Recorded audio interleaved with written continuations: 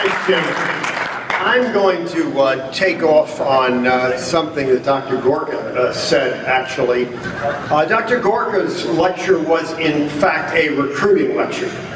I'm going to make this a recruiting lecture. He, just moments ago, pushed me over the fence on November 8th. I decided that I'm going to spend the entire day calling Republicans in my voting district and offering to drive them to the polls in case they're not. And I had an email that came to me a couple of days asking me to be one of those people. I was unsure.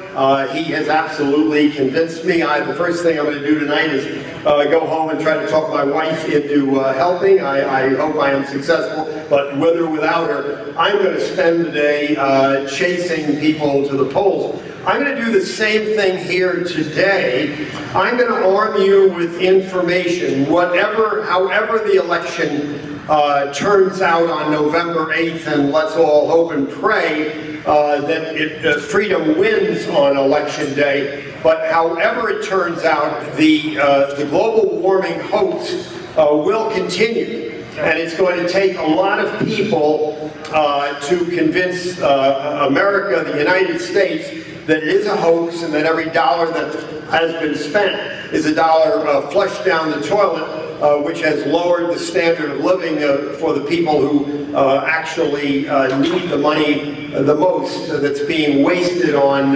subsidizing wind and solar and trying to stop the emission of carbon dioxide. My entire talk actually appears on the back of my professional card. So I'll be short, it'll be easy. Don't anyone leave the room without taking one of my cards, because the back of the card is the kind of information I want you all to spread. And Jim Lakely, who just introduced me, will be standing at the door giving them out, and if you want 2 or 3, you can have them. I don't give them out now because you'll spend your time reading the fine print or trying to read the fine print and not paying attention to me. I go back very far in the climate change debate. From my gray hair, there are people who think that I was at Valley Forge when we hit the coldest period in American history, but that isn't quite true. But I do remember vividly, I remember how Franklin Delano Roosevelt extended the Depression in the late 30s, so I will date myself that way. But I remember vividly in the 70s, every major news magazine, U.S. News and World Report, Newsweek, and Time, all had cover stories about a new ice age coming down upon us. It was basically always the effort in journalism to scare the public, so we'll run to government and want them to save us. That didn't work, and so we moved from global cooling to global warming, and in the 90s, the whole rage was developing mathematical models showing that we would be warming the Earth as a result of carbon dioxide. It has been the most successful hoax in the history of mankind. All over the world now, close to $2 trillion has been spent trying to do what Jim Lakely just said, change the thermostat 1.7 degrees centigrade, which is absurd. It's arrogant to think under any circumstances we could control the climate. So what I'm going to do is just fill your heads with all kinds of evidence, and some of which is outlined on the back of my card, to show you how absolutely stupid the whole idea is.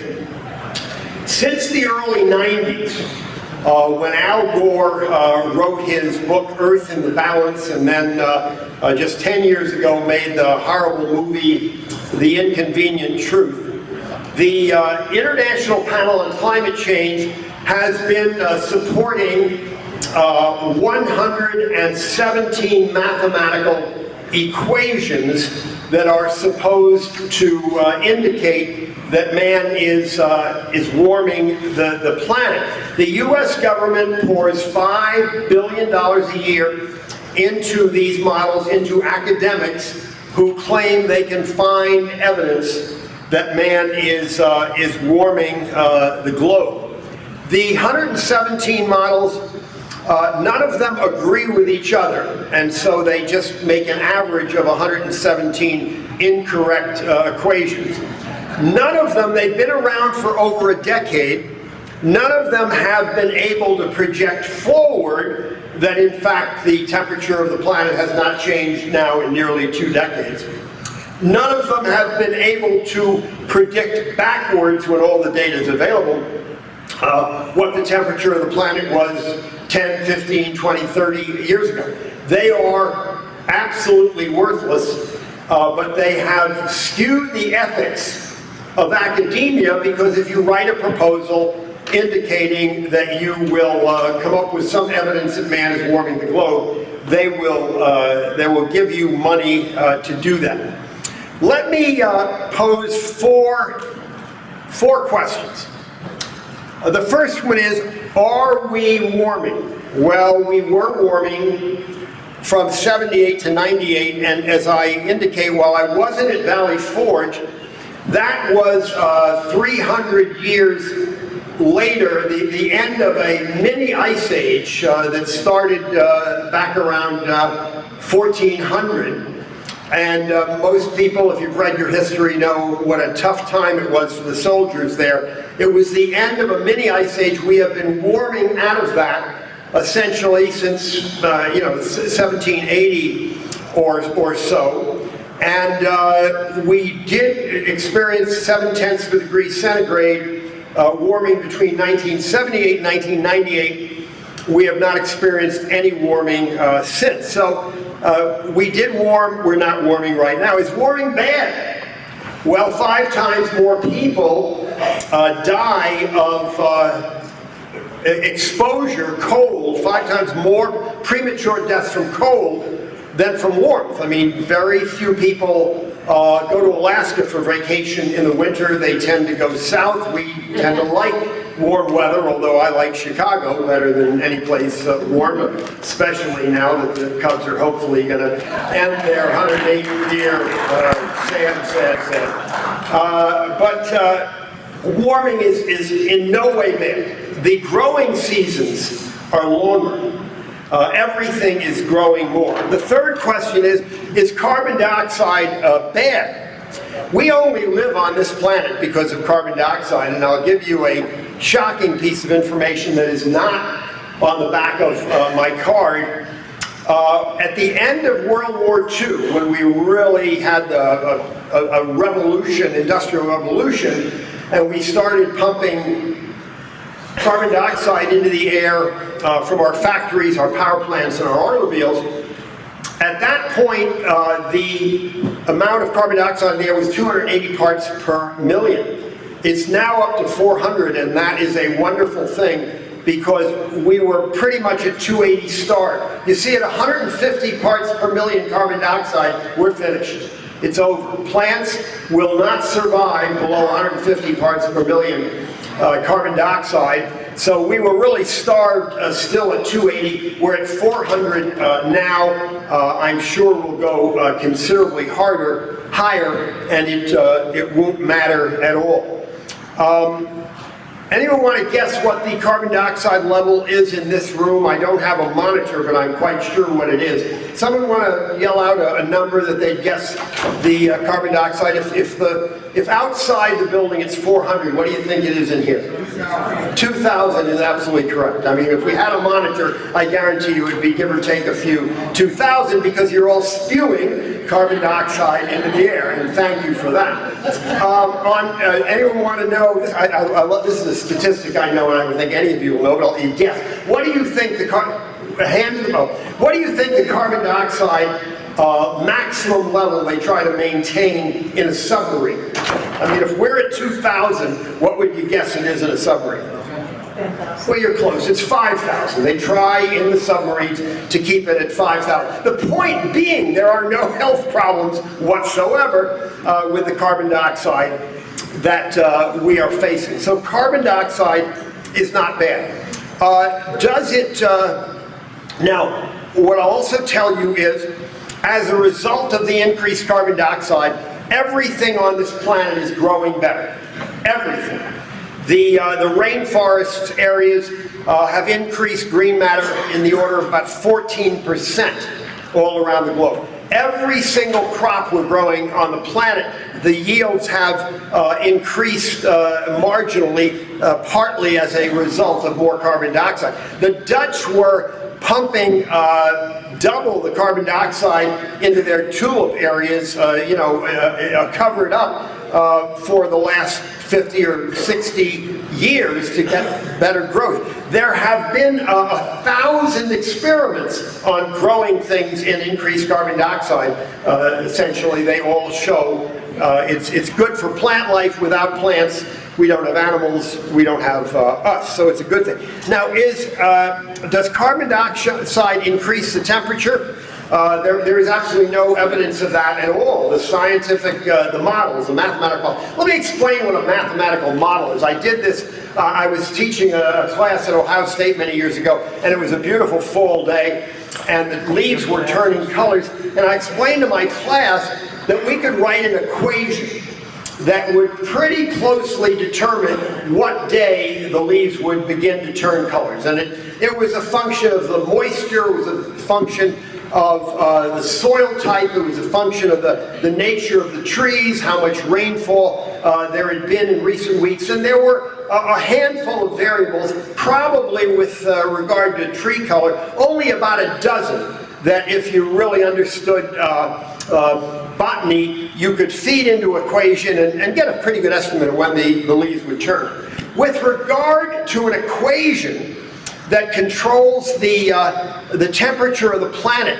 the number of variables are so great, there is not a computer on this planet that can deal with that many variables, and if it were, it's been worked out that it would take a decade of computer time to run out a number. So what these academics do with the 117 models that never have any accurate answers is they just use a handful of variables. Maybe they use 30 of the hundreds of variables that they think they have a handle on, and they guess the rest. So it isn't any surprise that their 117 models have never come up with a correct answer. Now, at the same time, let me work backwards and say, am I saying that carbon dioxide is not a greenhouse gas? No, it is clearly a greenhouse gas and does contribute to the fact that we can live here, that we have a very nice temperature to live in. Am I saying carbon dioxide is not increasing? No, it definitely is. I already said 280 to 400 today. I'm hopeful that you'll all live long enough to see it at 600. I know I will. Let's see, I have to be 114 when that's my calculation, but I think I can maybe do 114. I'm not greedy. I keep track of how old people are, and there's 65 people alive today who are 114 years old, and very few of them will make it to 115. So I'm not being greedy, I'm just looking forward to another 3 decades, and I'm sure in those 3 decades, I will see carbon dioxide rise to 600. Am I saying that fossil fuels are not contributing to carbon dioxide? No. Our cars, our factories, and our power plants are contributing. Now, let me dispel one of the biggest jokes that you hear all the time, and that is that 97% of all scientists believe that man is causing global warming. That is a joke. A Harvard professor by the name of Naomi Oreskes wrote an article, and that was kind of the headline, 97% of scientists. She actually picked randomly about 2,000 articles. And for reasons I don't fully understand, she disqualified 1,900 of them. And then she looked at 100 of them and decided that those 100 believed in man-caused global warming. I've actually seen the articles and read them, and that isn't true. What the majority of that 100 did was believe two things: that the climate was changing. The globe was warming, basically. There was nothing in the articles about what the cause of the warming was. But she wrote this headline, and everybody's read it. It's absolutely despicable and terrible. I'm part of a group called the Oregon Institute of Science and Medicine, and we circulated a petition to 33,000 scientists, 10,000 of which were climate scientists with PhDs, and we circulated a petition saying that man has essentially no significant impact on the climate, and 33,000 people signed it. So that 97% number is silly. But I have a friend who was a journalist who visited Korea, and I served in Korea in the Navy. And he found an article that was written in Korea, and it said, "There are no trees in Korea." And that, you could go on Google and find that statement, "There are no trees in Korea." This journalist was just in a barren area where there were no trees and wrote an article. I mean, as far as he could see, as far as the eyes could see, there were no trees. I mean, that's about journalism. I mean, it's sad, but that is the case. So, and in fact, let's look at the 97%. Raise your hand if you think we do science by consensus. I'm going to come and beat you up after the talk. I am old enough. One of the most exciting things I tell my audience is that I had a nodding acquaintance with Albert Einstein. I was a student at Princeton. He worked there at the Advanced Physics Lab, and he was walking to his office in one direction while I was walking to class from the other, pretty much every day during my freshman year. It kills my son when I explain, honestly, I had a nodding acquaintance with Albert Einstein. All I did was nod. I mean, I'm 16 years old, and what would I say to Albert Einstein? I still, to this day, don't know what I would. So we knew each other, you know, anyway. But you know all that Einstein wrote this theory of relativity. Well, a German author collected 100 scientists that disagreed with Einstein's theory of relativity. And he published a book, 100 scientists against Einstein. And what was Einstein's comment when he saw the book?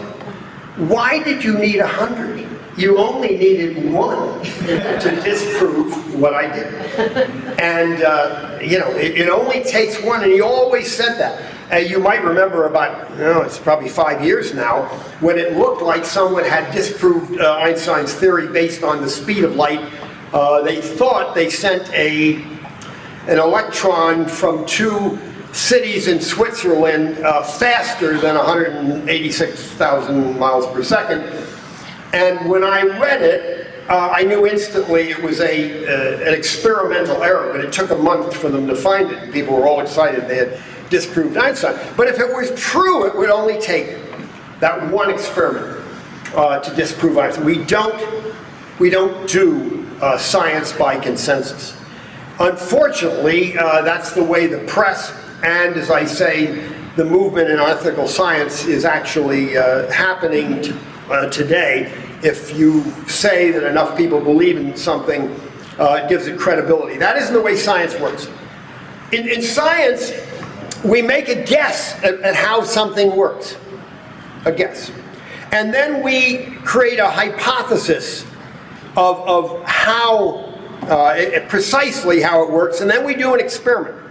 And if the results of the experiment match reality, match what we actually measure, then we're right. And if it doesn't, we're wrong.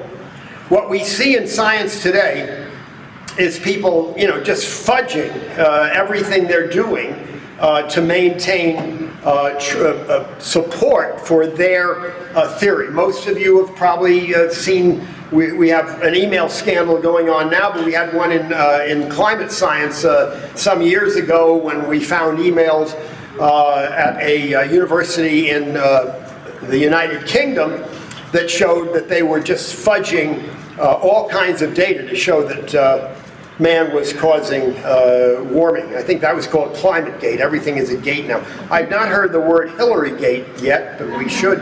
I don't know why. I mean, I think maybe Trump this afternoon, if he started talking Hillary gate, it might grab. Now, everything you know about the environment, and I'm going to kind of tax your memory here. Every prediction of environmental gloom and doom, such as global warming, has never come to pass. Absolutely none. Sea ice and snow were to disappear. There's 8 times more ice in the Antarctic than the Arctic, and it's growing every year. The ozone hole was going to make people blind in New Zealand. The seas were going to rise and flood our cities. Well, the seas are rising. They are. 8 inches per century, and it's been going on. We have very good records for 800 years. There has been no change. I'll add a little bit to that later. There were going to be famines. If you read books back in the 70s by Paul Ehrlich, the ultimate environmental doomsayer, who gets awards for being wrong about predicting the oceans would be totally contaminated. He predicted famine throughout the world by 1985, that the seas would be polluted, that the rainforests would be gone, that the deserts were growing. Everything's the opposite. The rainforests are doing wonderfully. The deserts are actually retreating. We're seeing a 14% increase in green matter in our deserts. Everybody here, I think, remembers acid rain. Acid rain from power plants in the West was going to destroy our forests. Nothing of the kind. And I know a fellow whose life was destroyed because he wrote a major study financed by the government showing that acid rain was not a problem. They buried the study and really caused him to be fired from his university, which is not unlike, I mean, within the environment, what we experience is not unlike what Dr. Gorka was saying, much worse what happened to the people in Hungary that were gathering data against the Communist Party. I don't know anybody in the environmental movement that speaks against global warming has been killed, but I know lots that have had death threats, including myself. It's very dangerous because we're upsetting the establishment. We're upsetting government power. We're upsetting the money flowing into academia. One of my favorite ones is extinction. I was giving a lecture at the American Museum of Natural History in New York City last year on behalf of the Heartland Institute. And there was a professor talking about mass extinctions. And I said, can you name a single bird or mammal that has gone extinct in your lifetime? He said, I'll get back to you on that. He never got back to me. The only extinctions anyone can prove, and I can't question them, are a few insects. What is the greatest fearmonger threat to society that you can remember that affected your lives? Yes. Y2K. Y2K. Thank you. Very bright audience. Get all the right answers. I know a little bit about computers, and I knew for 2 years leading up, man, we had really smart people that could figure out how to take us from 1999 to 2000 on December 31st without the planes falling down and the trains crashing. Most of us woke up laughing. But that's what fear-mongering is all about. And climate change is the #1 fear-mongering. I mean, you heard Hillary Clinton say in the last debate that climate change was the possibly the worst threat to mankind. You've heard Obama say definitely it was the #1 threat. Why do they do it? Well, I actually think the reason is they're evil. You know, I mean, it's just that simple. They're evil. And in being evil, they want to control your life, just as Dr. Gorka described was done in Hungary. And global warming has been the biggest threat, or let's say the best mechanism to increase the power of government over your lives.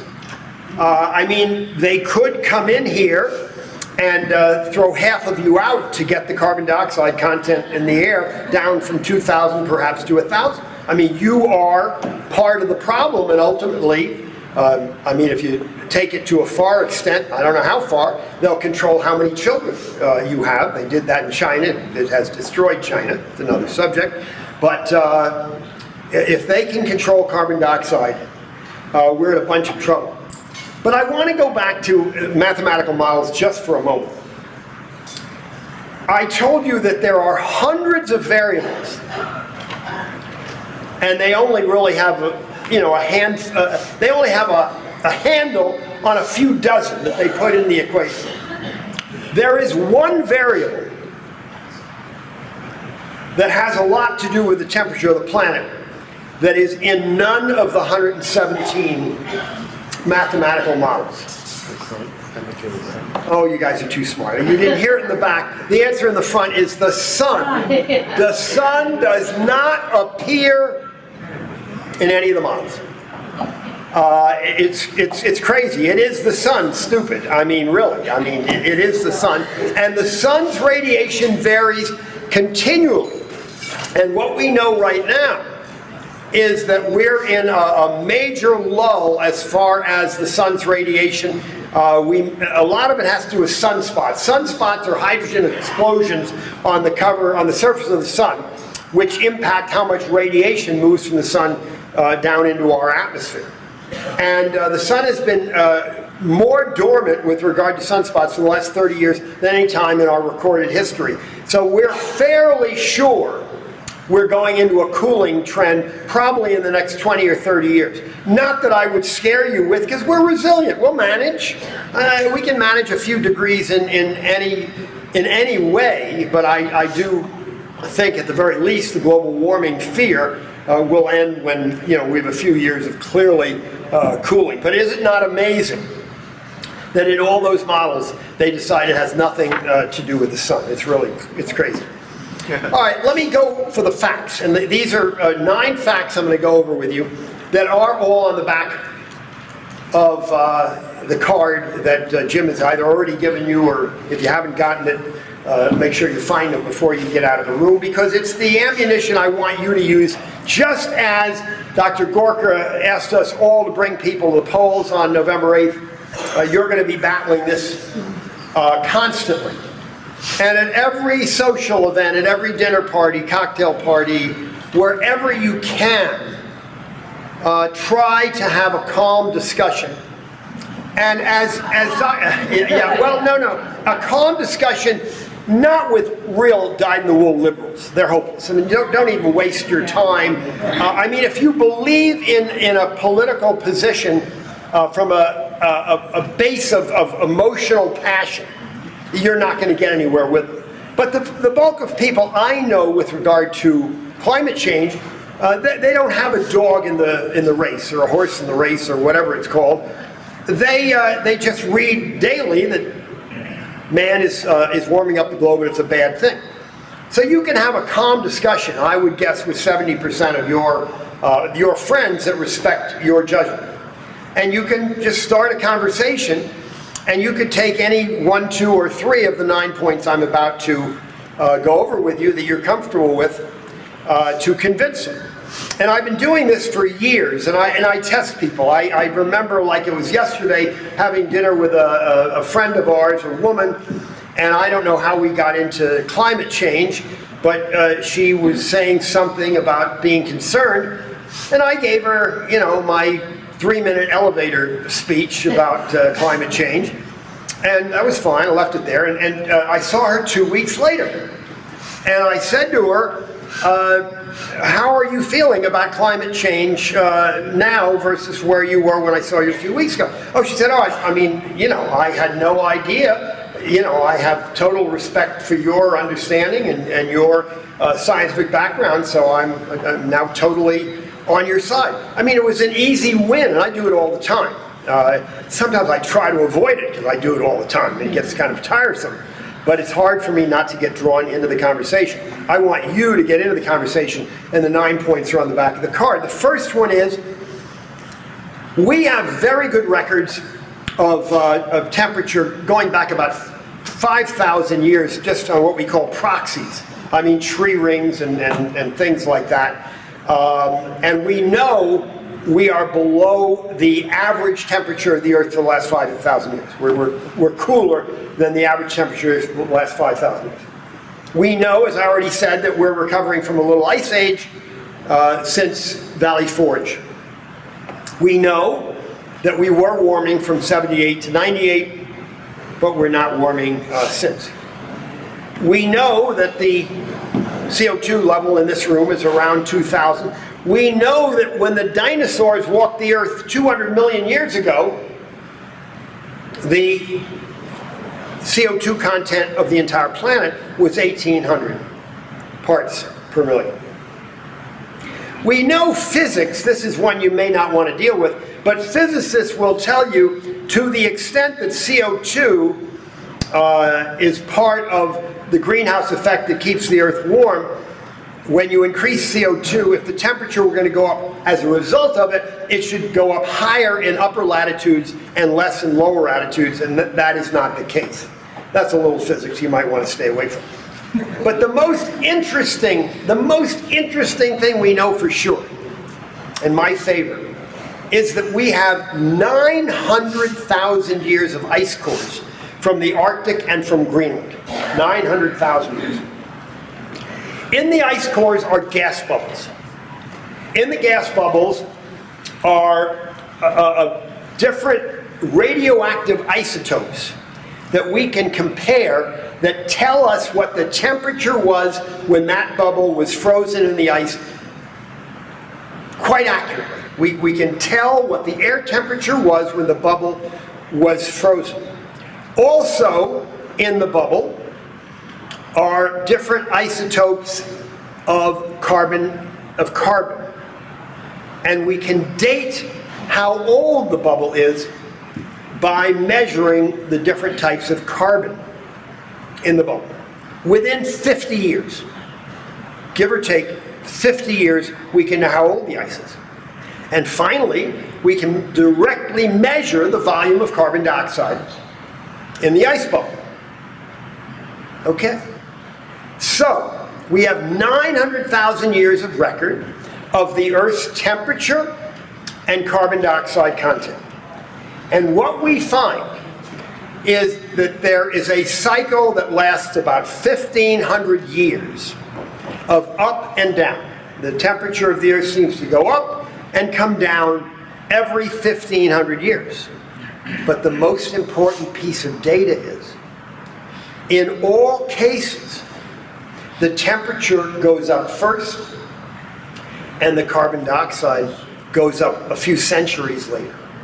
Now, you all should know this because everybody in this room has done an experiment with regard to the temperature of the Earth and its ability to retain carbon dioxide.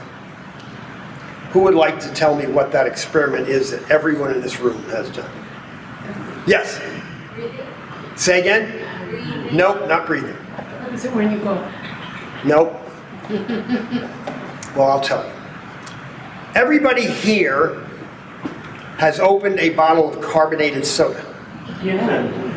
and left it behind and went back to the sink or the table or wherever 30 minutes later. And it wasn't very carbonated anymore. It was flat. I mean, carbonation is kind of fun to drink. Bubbles, make it fun. When the liquid warms, the carbon dioxide goes out of it. So what has happened with the 1,500-year cycles is that when the oceans warm, as the atmosphere warms, the carbon dioxide comes out of the oceans. The oceans hold more, cold things hold more carbon dioxide. When you open the cold carbonated beverage, all the carbon dioxide doesn't spew out, you drink it, you enjoy it. But you leave it there for 30 minutes, and you allow the atmosphere to warm the soda in the can or bottle, and out comes the carbon dioxide. So we know for sure that cold liquids hold more carbon dioxide. So when the earth warms, the oceans warm, and then as they warm enough, carbon dioxide comes out of the oceans. So it's totally logical that in these 1,500-year cycles we have warming first and carbon dioxide second. So it just totally destroys their theory. Now, I've told you that hopefully in my lifetime we'll experience 600 parts per million carbon dioxide. And we'll experience no warmth from it at all. And this is a little tricky, but I think you can handle it. Carbon dioxide is absorbed in the air only by a very narrow wavelength. I mean, the light has a very broad spectrum. Only one tiny narrow range of air, a certain wave will absorb the wavelength of carbon dioxide. And it's already full. It's already full. We can double the amount of carbon dioxide in the air. It will have no effect. I don't think we can even measure the impact of carbon dioxide, but I know right now any increases will have no effect. Now I'm going to give you an example of how this works. Let's assume you're in your living room and you have one wall of your living room with windows, so you get a lot of light in. Let's say you put curtains over the windows.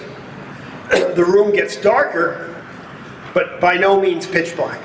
So you put another set of curtains on the windows, and now it's a lot darker.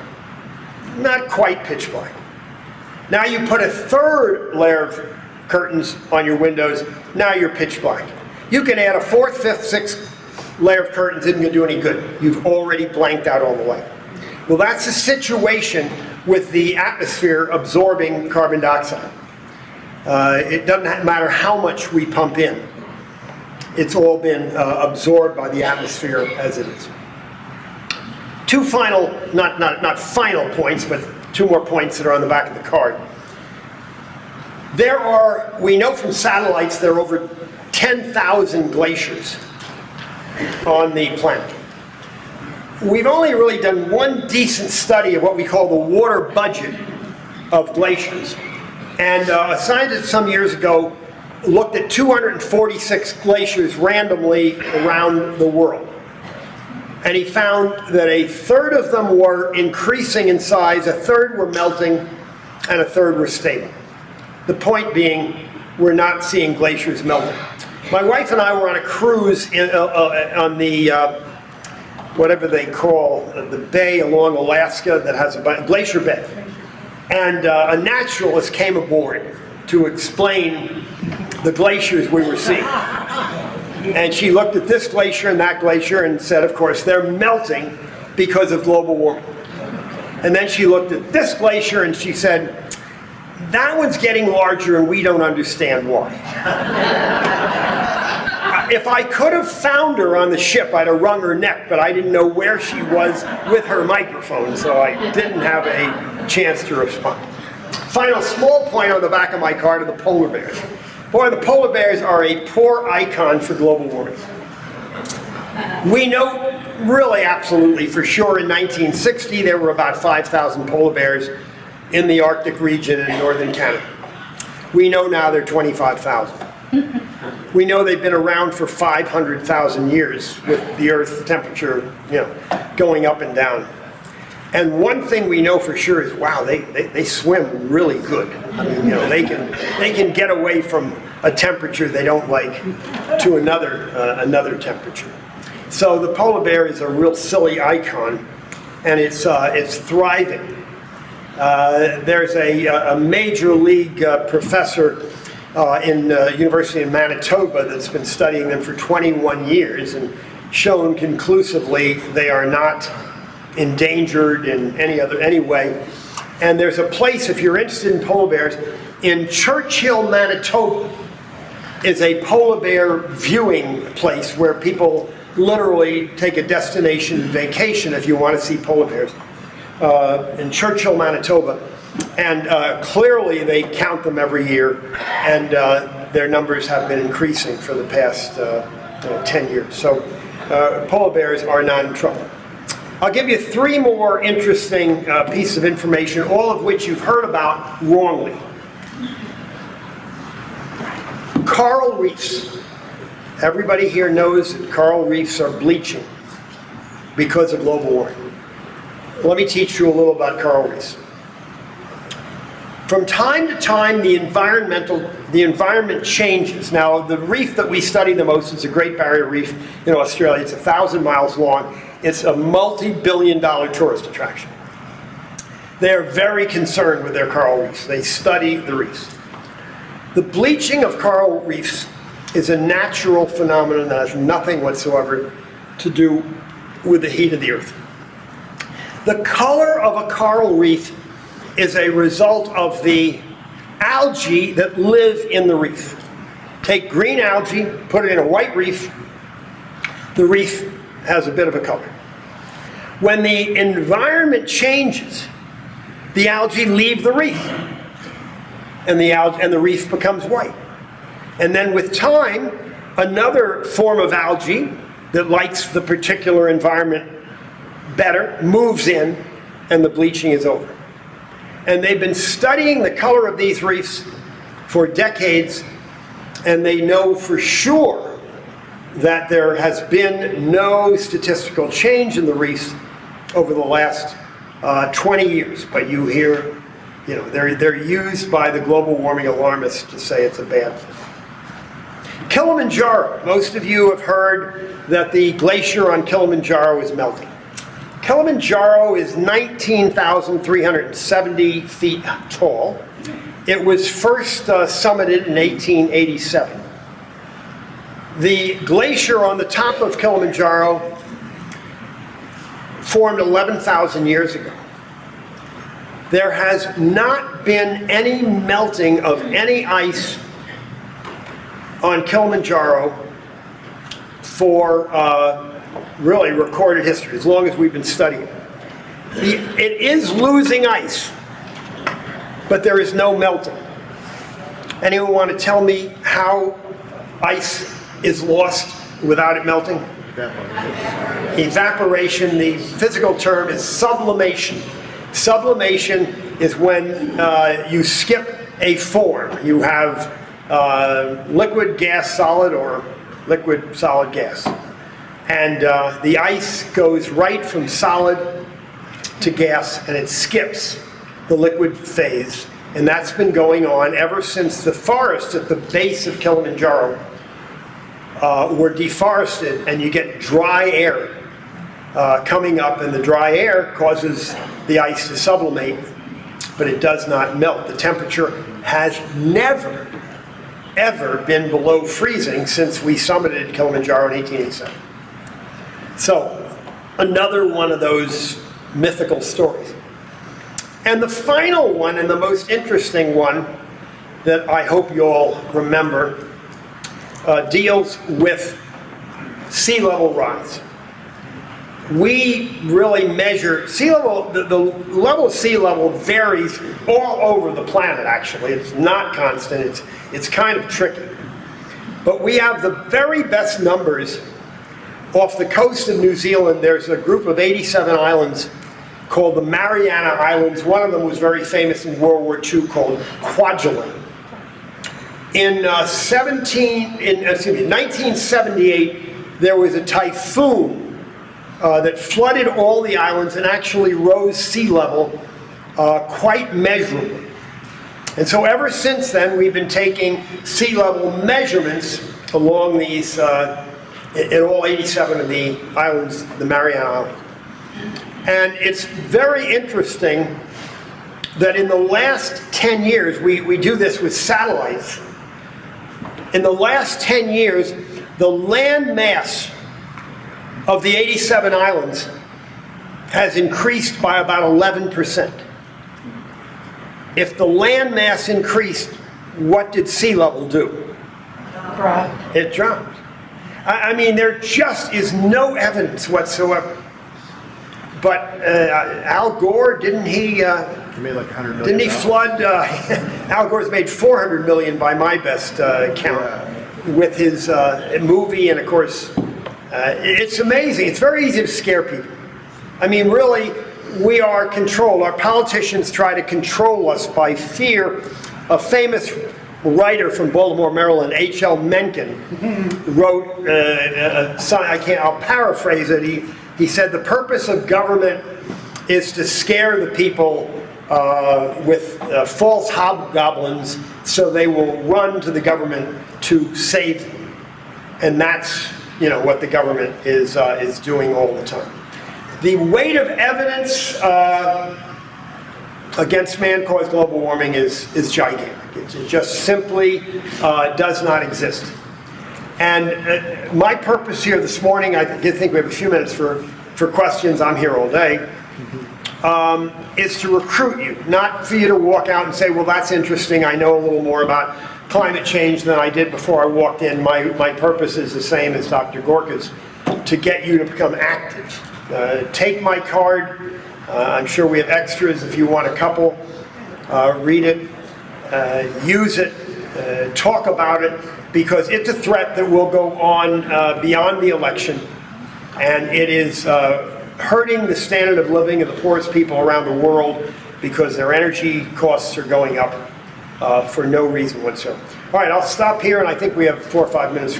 Question in the front row. I keep on looking for somebody on the left, or anybody really, to say that there is an advantage if the planet is warming, because the greatest shortage on Earth from a humanitarian standpoint, is fresh water, which is correlated More water, more warmth, more water. Yeah, so like, if they really care the way they act like they care, wouldn't they be saying that we need to extract more water out of the oceans, that we should put the money in desalination, so that actually the people will have more food? But they don't care enough to say that. I really consider, when I said they're really evil, I actually believe that. But no, they never talk about, as I said, it's nearly $2 trillion is spent the world over subsidizing wind and solar, trying to put carbon dioxide underground, trying to get rid of coal mining and so on. And they don't look for ways to increase the human endeavor. I can't say I understand them all. I know some very well. They seem to be nice people. I suppose liberalism is something of a religion. There's a question well back. If you have a question, can you please go to the microphone? Everybody in the room is here to hear what the question is. That would be good. We have a few minutes. Whoops. I have a question concerning your model, your explanation of how carbon dioxide is absorbed in the atmosphere, so it's limited with the wavelength. What happens to the excess carbon dioxide if the atmosphere is already saturated? Just goes up in the sky. Just goes up. It's not, carbon dioxide is a greenhouse gas. It clearly is one of the reasons we're able to habitate on this planet. One is it helps keep us warm up to the point that we are already enjoying. And all the excess just goes out. Just goes up into space. Yes, go ahead. As a former physicist, carbon physicist, I should say, I think one of the biggest pushes they're trying to do is to scare us to move more towards wind and solar, because wind and solar aren't commercially viable. And there's simply not enough energy density in those things to reliably be for a long time. I'm personally just waiting for fusion to come in, because that'll take care of it. But then, it's a deal about fusion, it's nuclear. Okay, well, let me speak very quickly, and I spend my life studying, I am the author, the editor of the Nuclear Energy Encyclopedia, which came out a couple months before Fukushima. And as a result, this is sort of, I'll do this in 30 seconds, CNN found me within 1 hour of the tsunami that destroyed 4 nuclear power plants at Fukushima, and asked me if I would come to their studios and say what would be the impact of the tsunami on the nuclear power plants. I said, well, the impact is that the nuclear power plants will be destroyed, they won't be able to produce any energy, and not a single human being in Japan would get sick or die. Oh my God. I got death threats. I did 23 network shows, and now they sat an anti-nuke guy next to me, and I explained it was just physically impossible for enough radiation to leave the plants and last long enough for anyone to get sick, let alone die. They kept beating that drum for years, and of course nobody got sick, nobody died. 2 people in the plant were killed, literally an explosion, they fell off a ladder. But other than that, outside the plant, absolutely nobody. So I know a lot about nuclear. But at the same time, I know so much about nuclear, fusion's never going to work. I've been involved in fusion for my entire life. And Einstein, he didn't tell me, but he said, when I had my nodding acquaintance with him, he said, in 50 years we'll have fusion energy. Well, 50 years passed, and they're saying we'll have fusion energy in 50 years, and I guarantee you, in 50 years it'll be the same thing. Wind and solar are hopeless for the very reason the gentleman said. It's just too diffuse, that you cannot harvest enough sun and enough wind on any small, reasonable area. It takes, this is shocking, but it's accurate, it takes 300 square miles of wind turbines to produce the energy of a single coal-fired power plant, which is 1,000 megawatts or 1 billion watts. It takes 175 square miles of either mirrors or photovoltaic cells to create enough solar energy. They're hopeless, but they're getting tons of money, subsidies out of your tax pocket, mostly to friends of the president. That's right. Yes, go ahead. To kind of follow up, you had made reference to religion, I believe. I'm a practicing Catholic, and I'm just curious about your thoughts and comments regarding Pope Francis' climate change encyclical. I'm delighted to comment on Pope Francis. I think that he has the potential to be a great religious leader, but not a very good scientist. I think it's sad. He's in the pocket of a alarmist by the name of Jeffrey Sachs, a professor at Columbia University, and he's bought in hook, line, and sinker, and he really shouldn't be involved, but nothing I can do about it. Oh, one comment. Shortly after I think Obama took over, and shortly after Pope Francis became Pope, it was very interesting that Pope Francis had to go visit Obama, and they're best of friends. Yep. Really love that meeting. Well, I think, don't get me started on Obama, but it doesn't surprise me. The Pope basically is a socialist. I think the president is, now I probably shouldn't go that far, but I think he's a Muslim terrorist.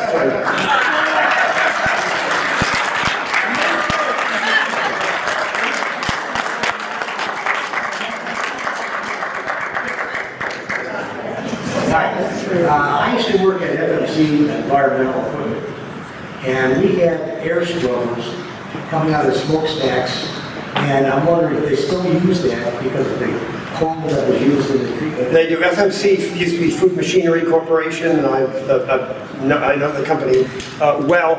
Yes, they still use scrubbers, and I'm glad you mention that because we are capable of burning anything and leaving nothing go into the atmosphere.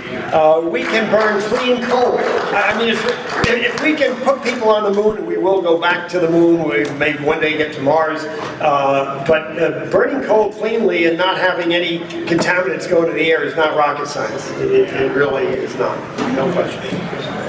One more, and I think we ought to, I don't want to, yeah, one more, and we'll be right on the button and let you go to the next session. Go ahead. You initially said, I was taking notes, you initially said that the seas were rising in 8 inches per century, but then when you talked later about the seas, you talked about the coral, or the island, and you said it wasn't rising. Okay, but I also said before that is that the level of sea level varies all over. You take very different measurements depending on ocean currents and things like that. So, worldwide average, the sea level has been rising 8 inches a century for 800 years of good record. In the Marianas Islands area off of New Zealand, it has been falling as a result of this massive typhoon, I think 1958 or 59. But that's an example of the variations in sea. Hey, thank you all for coming. This has been good. I'll be here all day if you have any questions.